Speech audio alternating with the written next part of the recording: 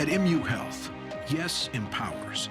It's the oxygen that fuels innovation, creates breakthroughs, and gets heads nodding. Yes isn't scared of cancer. Cancer is scared of yes. Yes is a cure for type 1 diabetes and its momentum unstoppable. At Mid-Missouri's only academic health center, we live by the word yes, and it always finds a way.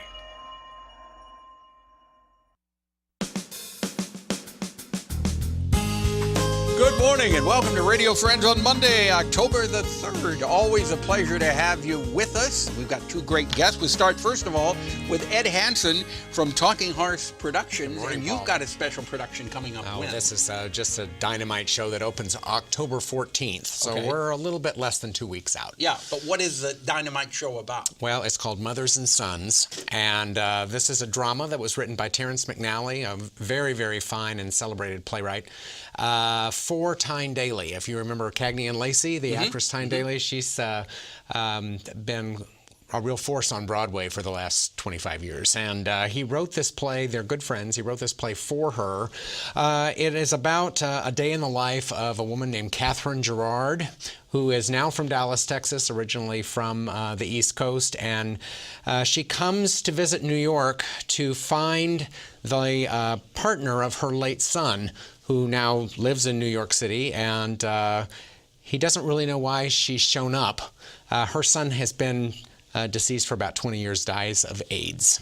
Okay. So this is a play that deals a lot with the grieving that families go through when they lose a child at a younger age. It also deals a lot with the dynamics and the changing face of society as we sort of embrace a whole new meaning of what family means. Yes. And this partner that she finds the apartment. He has married, and he and his husband have a 6-year-old son. So she doesn't know any of this when she arrives, but the very first scene, she's in the apartment, he's opened the door, she's come in, and it's this very awkward, I haven't seen you in 20 years, and why are you here scene. Yeah. And it's just a very, very powerful story. Tyne Daly ended up winning a Tony for this. So, Does it end on a touching note? you know, it does. And it's, if you can imagine, you've got the two husbands, you've got the mother, and then you've got this young child. And it's the child that brings the whole thing together. It's called Mothers and Sons. Mothers and Sons. And it opens when? It opens Friday, October 14th. We'll be running it for 2 weeks. Friday and Saturday shows at 7:30, and then the Sunday shows are 2 o'clock matinees. Okay, and how do they get tickets? They can get tickets through the website, talkinghorseproductions.org, or by calling the reservation line at 573-268-1381. Ed Hanson, thank you so much for coming. Thank Are you. you in this production? I am not in this production, but I am very pleased to be producing it. It's Yeah, just it sounds like a wonderful a production. tremendous show. Mothers and Sons. Thank Right. you, Ed Thank Hanson, you. Talking Horse Production. Now we turn to a lady who is a mother and has been a mother for a long time and been a friend of mine for a long time too. We go back, we were trying to figure out about 37, 38 years. That's right. Yeah. This year, I will have been an egg lady 40 years. Well, congratulations, egg lady, Joe Manhart. I remember our first appearance together, Joe Manhart. It was on the old Pepper and Friend show.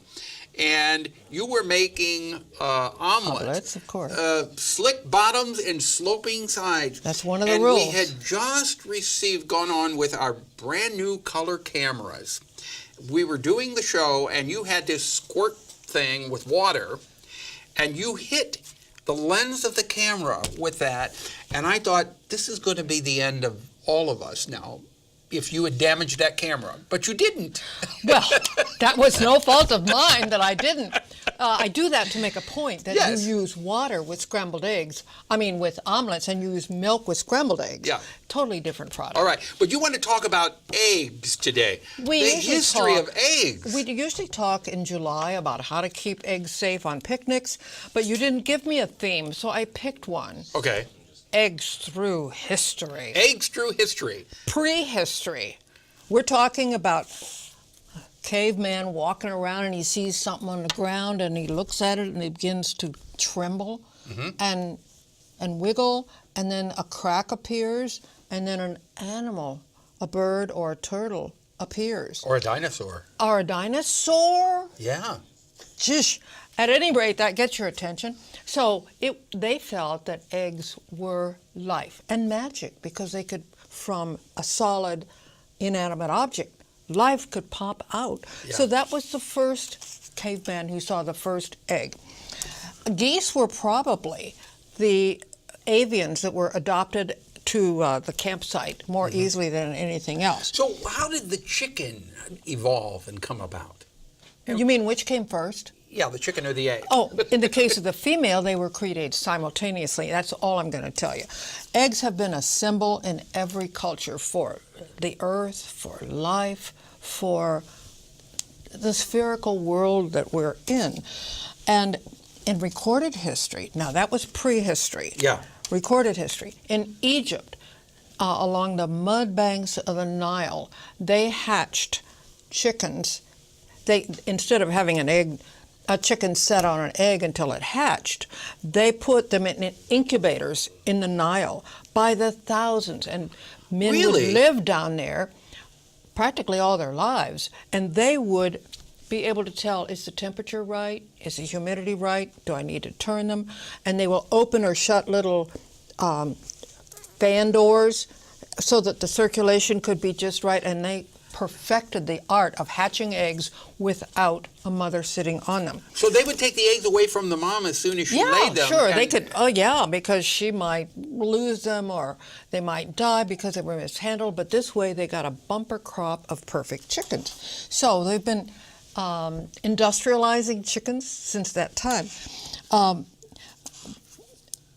But when did we, and we're almost out of time, I know you've got tons of stuff, but we only had 4.5 minutes. When did we really, eggs and chickens become a staple part of our life? Forever. In modern day history. Remember the caveman I told you about? Yeah. I mean, truly, there was a advertising guy in New York who decided he would give eggs for breakfast to boost, because people often ate whatever was left over from supper for breakfast. Yeah. So he designed the all-American breakfast. So that's and how sold the eggs... it. No. This was only in probably the 1930s. This is not ancient history. But Okay. the all-American breakfast with eggs was created advertising-wise, and it Madison makes Avenue. a lot of sense. Madison makes Avenue. a lot of sense. So if you want more information about the history of eggs, Joe, how can they find it? Go to Google? I'm not in the phone book under...